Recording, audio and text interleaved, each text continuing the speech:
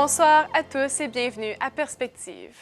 Le synode sur la famille achève bientôt sa deuxième semaine et notre correspondant Charles Bourgeois est toujours à Rome pour nous en parler. Nous y reviendrons sous peu. Tout d'abord, dimanche prochain marque le Dimanche missionnaire mondial. Paroisses et diocèses du monde entier célébreront les missions et les missionnaires. Au début du mois d'octobre, des représentants des 4 coins de l'Amérique se sont rassemblés à Puerto Rico pour une rencontre préparatoire pour un congrès continental qui aura lieu en Bolivie en 2018. Du Canada jusqu'en Argentine, presque tous les pays des Amériques et des Caraïbes étaient représentés.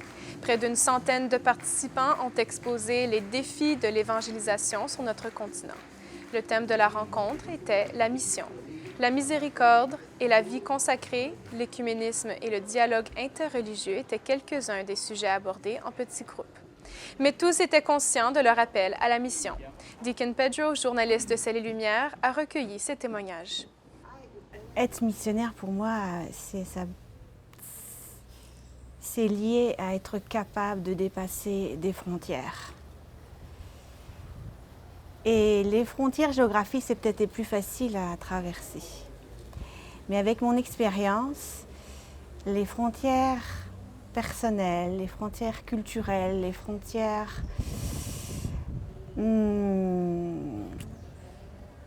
politiques ou économiques sont peut-être les plus difficiles à être capable de dépasser. Donc je peux avoir peur ou être de mon voisin que je ne connais pas, du collègue qui a peut-être un caractère qui n'est pas forcément compatible avec le mien, à première vue. Ça peut être d'être dans un quartier d'aller dans un quartier dans lequel je n'ai pas l'habitude d'aller. Mais c'est peut-être ce qui est le plus demandant, d'être capable d'aller au-delà. Je pense que tout chrétien doit être missionnaire dans sa propre vie, dans sa famille. Et ce que nous recevons, le cadeau de la foi, nous sommes appelés aussi à le transmettre à d'autres personnes, à tous ceux qui nous entourent. Et ça devient comme une préoccupation, vraiment, chaque jour, d'essayer de transmettre ce que nous avons reçu. À partir de gestes simples, le sourire, un service qu'on rend à d'autres personnes, l'accueil à d'autres personnes aussi, la préoccupation et la prière pour ces gens, pour l'humanité. Nous ne devons pas avoir de frontières entre nous. Alors c'est important pour moi d'être ce témoin de la mission, parce que en fin de compte, c'est d'être témoin de Jésus ressuscité, qui est ouvert à toutes les cultures, à tous les peuples. Certains croient que pour être missionnaire, il faut aller dans un autre pays. Mais notre Église nous enseigne que la joie de l'Évangile, la rencontre avec Jésus, a besoin d'être partagée et pour plusieurs, cela veut dire avec nos familles, nos collègues et nos amis. Pour être missionnaire, il n'est pas nécessaire d'aller dans un autre pays. Ça peut déjà se réaliser dans sa propre maison. Cette année, le thème du Dimanche missionnaire mondial est « Unis dans l'amour, allons servir ». Pour en savoir plus, visitez le site web des œuvres missionnaires pontificales du Canada francophone à www.opmcanada.ca. Maintenant, tournons-nous vers Rome pour notre rendez-vous habituel avec Charles Bourgeois qui est au synode sur la famille.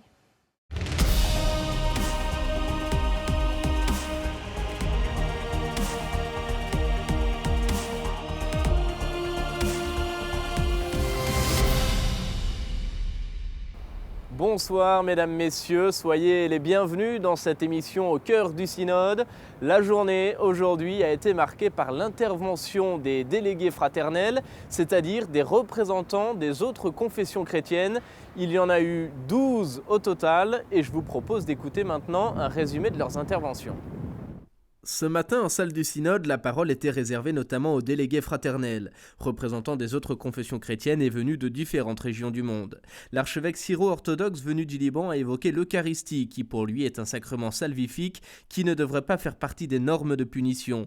Autrement dit, ce n'est pas une récompense ou un prix pour les bons élèves, mais une force pour les pécheurs, un moyen par lequel le Seigneur guérit nos faiblesses et nous attire à lui. Un autre intervenant s'est focalisé sur la famille. Puisqu'elle est conjugale, comme l'est aussi la communauté monastique, elle doit suivre les mêmes principes.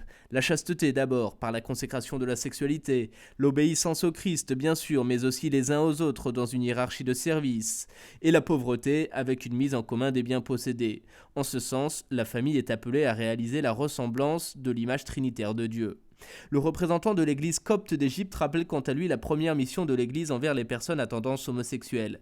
Elle doit, dit-il, en s'appuyant sur les Saintes Écritures, expliquer avec tolérance que l'homosexualité est un grand péché interdit par Dieu. Par conséquent, poursuit-il, la mission pastorale principale de l'église est d'encourager ces personnes au repentir en les incitant à mener une vie pure. Et si un des conjoints mariés est homosexuel, l'Église ne devrait pas forcer l'autre à poursuivre cette relation matrimoniale. Un autre participant souligne qu'il n'y a pas de famille parfaite ou de mariage parfait.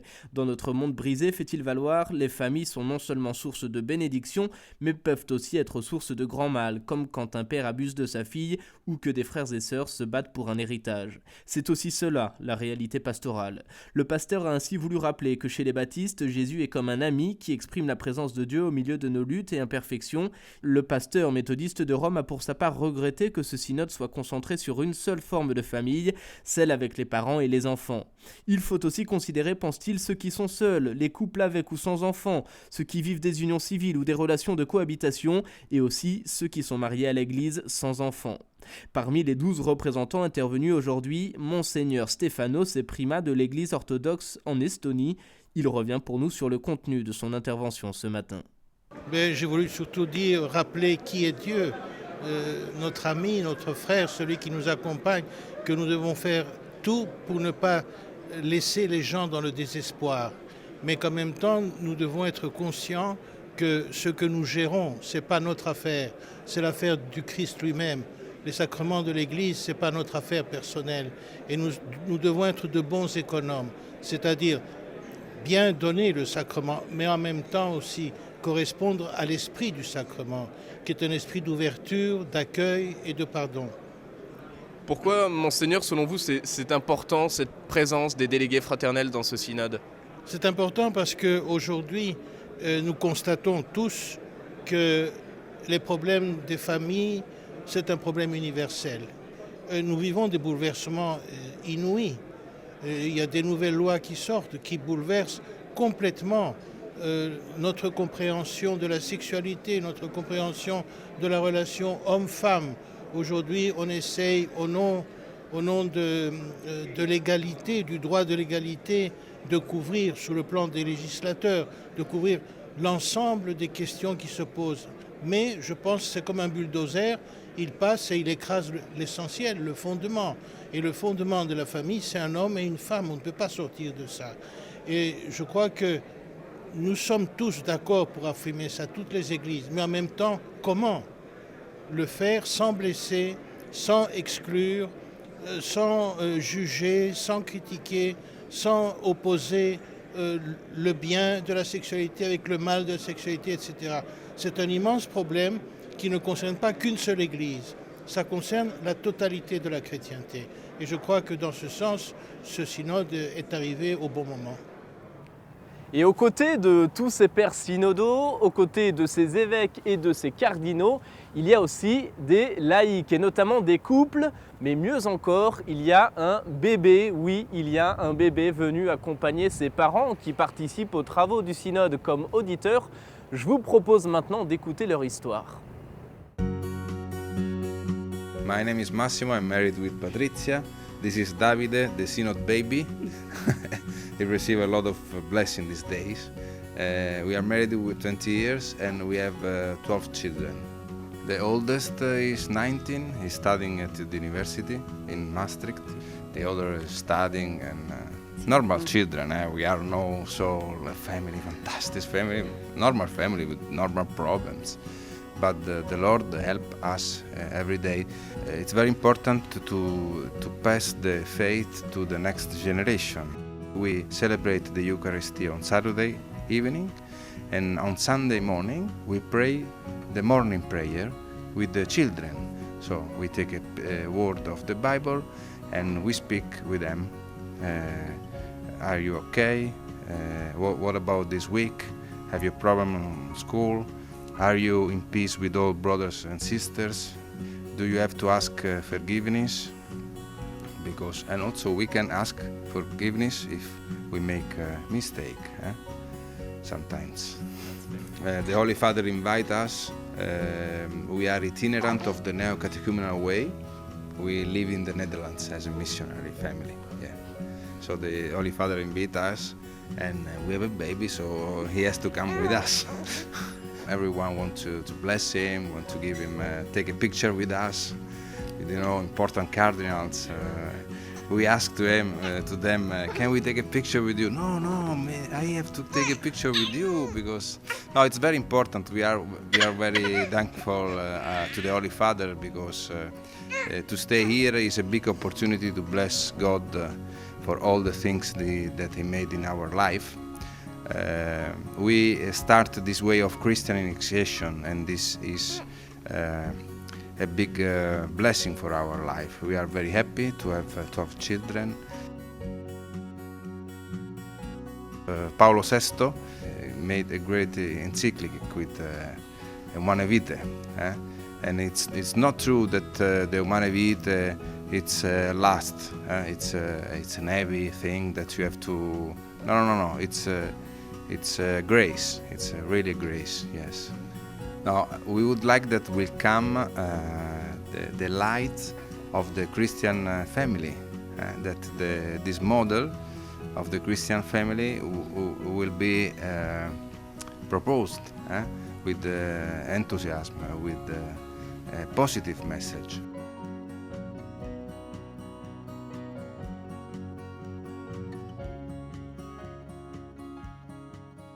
Et c'est sur cette belle histoire que s'achève notre émission. Demain, samedi, les pères synodaux célébreront le 50e anniversaire de l'institution du synode. Nous en parlerons demain donc dans notre émission quotidienne. Mais en attendant, je vous souhaite à toutes et à tous une excellente soirée. À demain. C'est tout pour cette émission. Merci d'avoir été avec nous. Une très belle soirée.